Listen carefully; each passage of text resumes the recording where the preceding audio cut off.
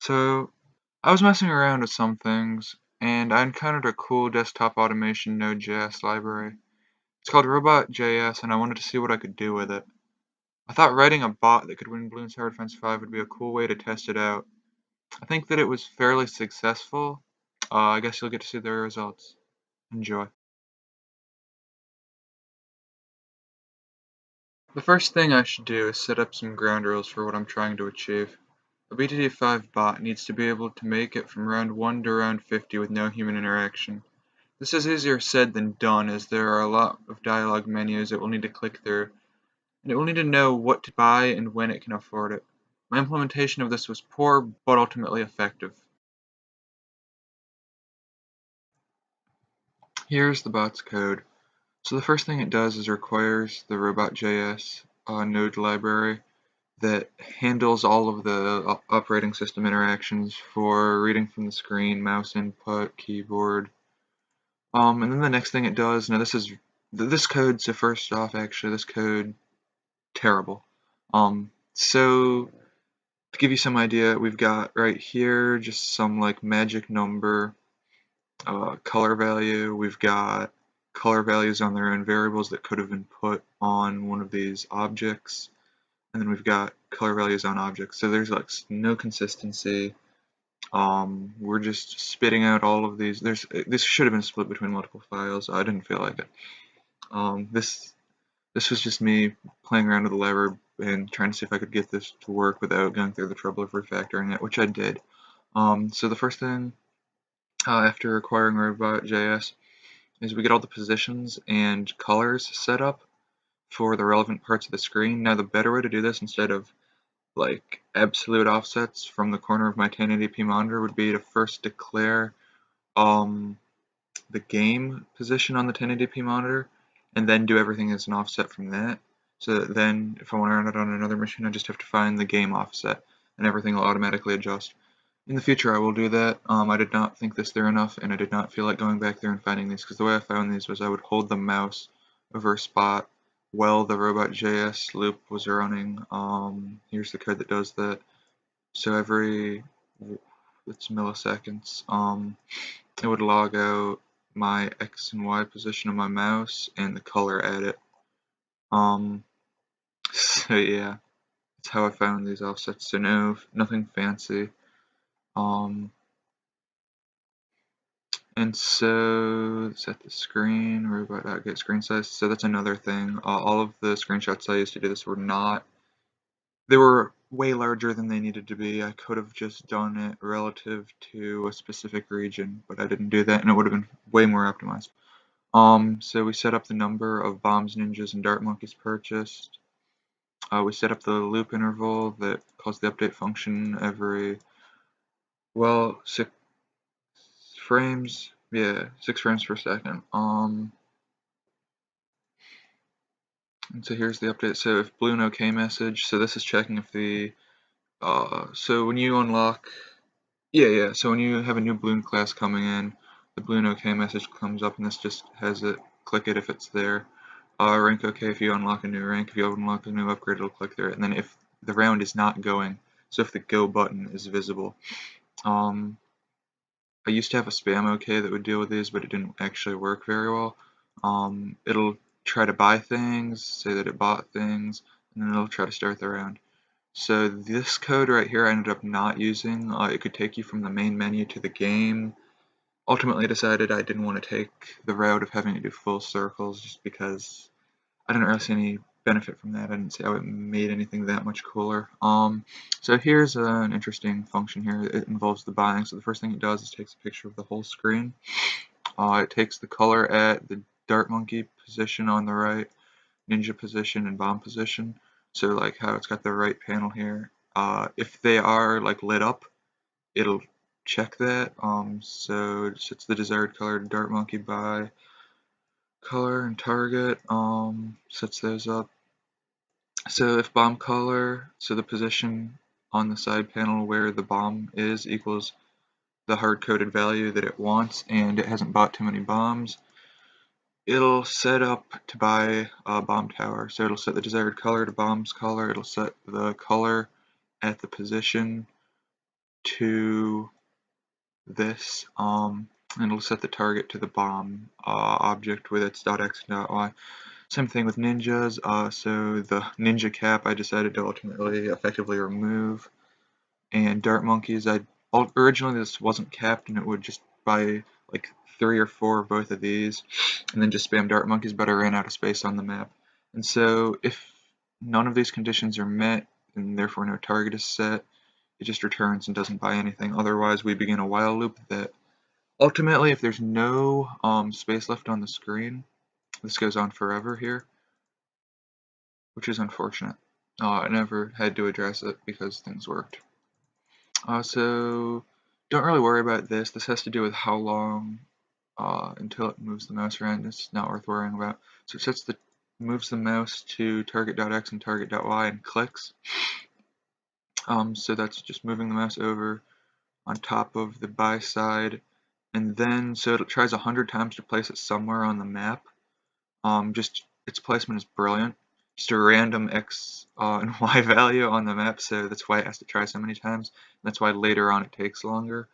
So it just spams around and clicks. And so if it meets this condition, which is the color, so the color is save.x and save.y. So when you have one selected, the save icon turns into an escape red thing instead of save. And so if it goes back to normal color, then we know that we've successfully placed and we can increment placement values and break out of this for loop. And so yeah, and then it resets the image and color values for the while loop. So round going just tells it's a boolean that is whether or not the round is going or not based on the go spot on the screen down there. Bloon OK determines whether an OK is up. Rank OK determines whether a rank message is up. Upgrade OK determines whether an upgrade message is up. First start is used to determine if it's its first time starting. If so, it clicks it twice instead of once, so that we can have fast forward and not have to wait as long. And these are all for clicking the OK messages.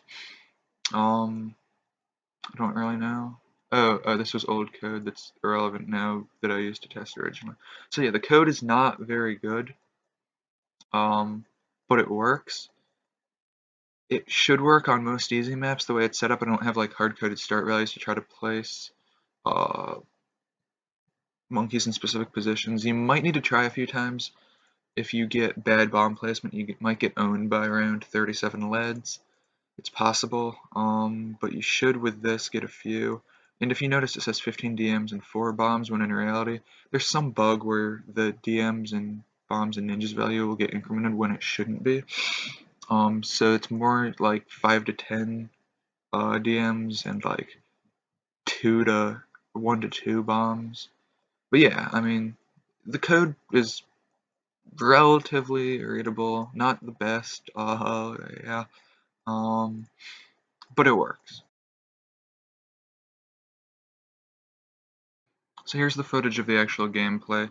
The bot isn't actually started until I get into in-game. You can see a terminal window popping up and then disappearing, and then it starts selecting towers. That's when the bot is launched. You also might notice a flicker. So if the quality of this demonstration here seems kind of low, it's because I recorded a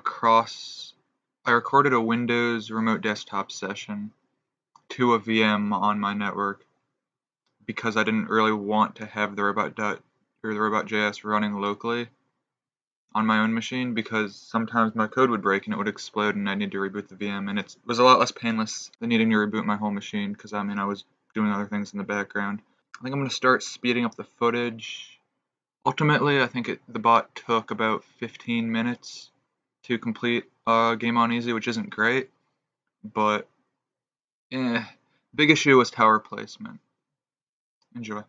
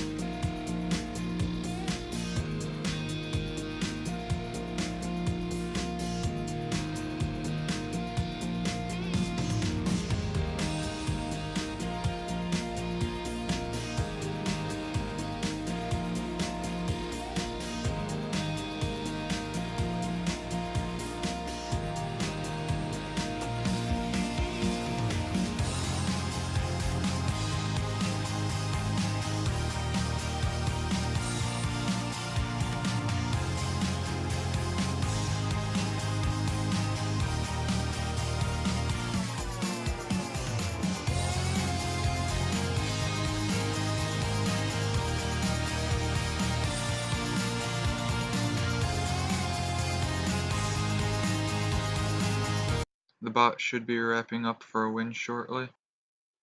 If you have any ideas of how I can write interesting code to interact with things that may exist or may not exist, comment down below.